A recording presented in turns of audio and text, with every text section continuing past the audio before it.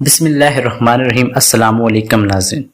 غیر شرعی غیر فطری جنسی عمل، پورن انڈسٹری اور مغربی سوچ نے جہاں کمواروں کی زندگیاں تباہ کر دی ہیں، وہیں یہ ناسور شادی شدہ جوڑوں کی زندگی میں بھی اپنی جڑیں مضبوط کر چکا ہے۔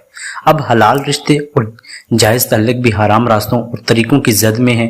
غلط راستے سے اپنی ہی بیوی کے ساتھ مباشرت کی تعداد میں اضافہ ہو رہا ہے۔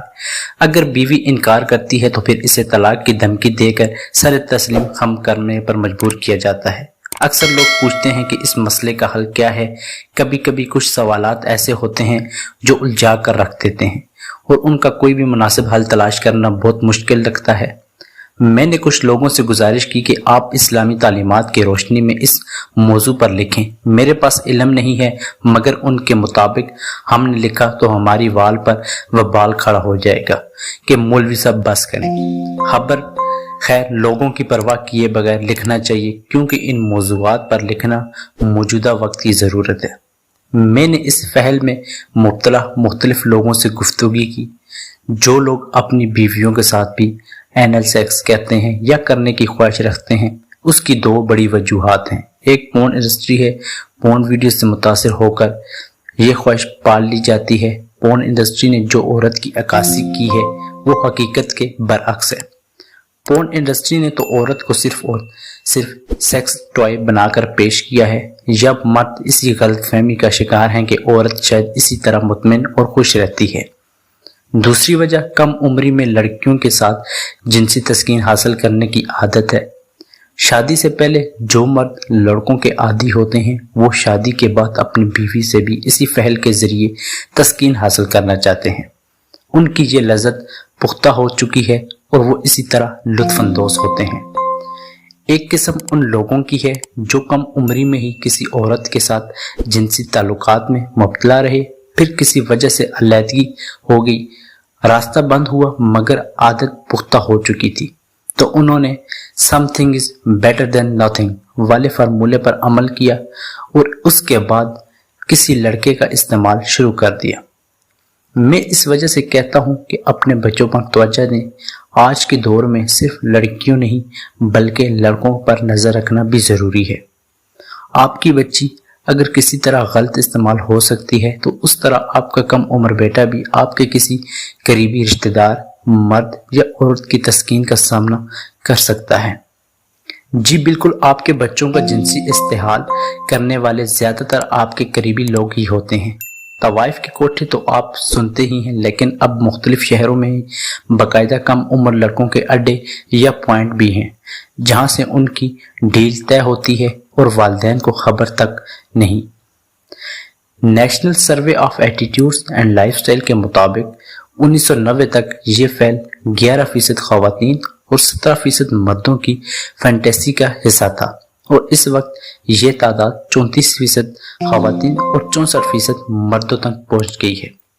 London school of hygiene and topical medicine کی تحقیق کے مطابق ٹین ایجرز میں یہ فعل زیادہ پروان چڑھ رہا ہے، اور اس فعل میں ملوث 113 ٹین ایجرز کے انٹرویو کے مطابق ان میں یہ شوق اور خواہش پورنوگرافی سے داخل ہوا۔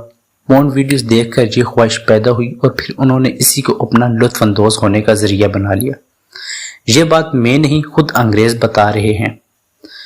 خیر، ان کی ریسرچ ہے اور یہ لوگ اسے زیادہ انجوائیبل کہتے ہیں اور ہزاروں دلائل بھی پیش کرتے ہیں، تو اپنے بچوں کی رہنمائی کیجیے۔ اسلام کے مطابق اس فعل کی سختی سے مخالفت کی گئی ہے اور اسے حرام قرار دیا گیا ہے۔ سورہ بقرہ کی آیت نمبر 223 کے مطابق تمہاری بیویاں تمہاری کھیتیاں ہیں، تم جس طرح مرضی چاہو اپنے کھیتوں میں جاؤ۔ ایک عالم دین کے مطابق کھیتی اسی زمین کو کہتے ہیں جہاں بیج ڈالنے سے پیداوار ہو، تو صرف فریج میں دخول کی اجازت ہے۔ طریقہ کوئی بھی ہو، اس پر کوئی پابندی عائد نہیں کی گئی، بس درست سمت کا انتخاب کیا جائے، یعنی شرمگاہ کا۔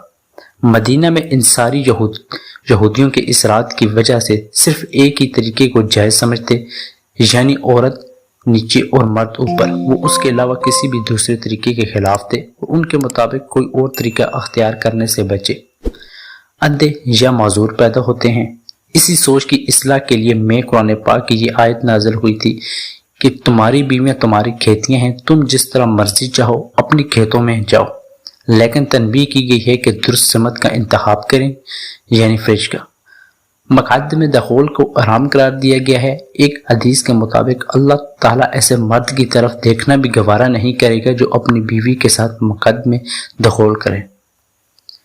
اسی طرح اس فعل کی مخالفت میں بے شمار احادیث موجود ہیں جو علی ابن ابی طالب رضی اللہ تعالیٰ عنہ، عبداللہ ابن عباس رضی اللہ تعالیٰ عنہ، ابن مسعود رضی اللہ تعالیٰ عنہ، ابو درداء رضی اللہ تعالیٰ عنہ، ابن عباس، عبداللہ ابن عمار رضی اللہ تعالیٰ عنہ اور ابو ہریرہ رضی اللہ تعالیٰ عنہ سب کی طرف سے مخالفت موجود ہے۔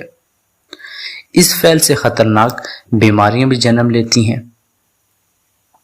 عورت اس صورت میں کیا کرے؟ کچھ لوگوں کے مطابق مقعد جسے پخانے والی جگہ میں دخول سے نکاح ٹوٹ جاتا ہے، جبکہ اس کی کوئی بھی دلیل یا حوالہ مجھے نہیں ملا۔ علماء کے مطابق نکاح نہیں ٹوٹتا، البتہ یہ فعل حرام ہے اور سختی سے منع کیا گیا ہے۔ عورت اگر پسندیدگی کا اظہار کرے یا رضامندی کا اظہار کرے اور لطف اندوز ہو جائے تو عورت بھی برابر کی گنہگار ہے۔ عورت کو چاہیے کہ وہ سختی سے مخالفت کرے، ناپسندیدگی کا اظہار کرے، خاوند کو اللہ تعالیٰ کے حکم کی نافرمانی کا بتاتی رہے، احادیث کا حوالہ دے، گناہگار ہونے کا بتائے، شدید مخالفت کرے، ہر طرح سے سمجھانے کی کوشش کرے۔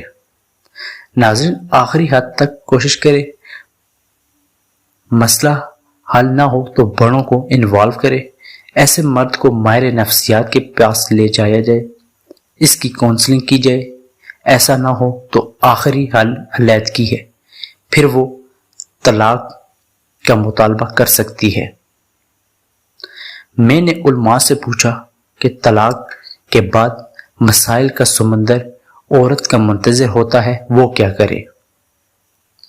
حوالہ ملا، برابر کے گناہگار ہونے اللہ تعالیٰ کی نافرمانی سے بہتر ہے۔ اللہ تعالیٰ آسانیاں پیدا کرے گا انشاءاللہ۔ کچھ بھی غلط لکھا ہے تو آپ اصلاح کر سکتے ہیں، آپ کی نظر میں کوئی حل ممکن ہو سکتا ہے۔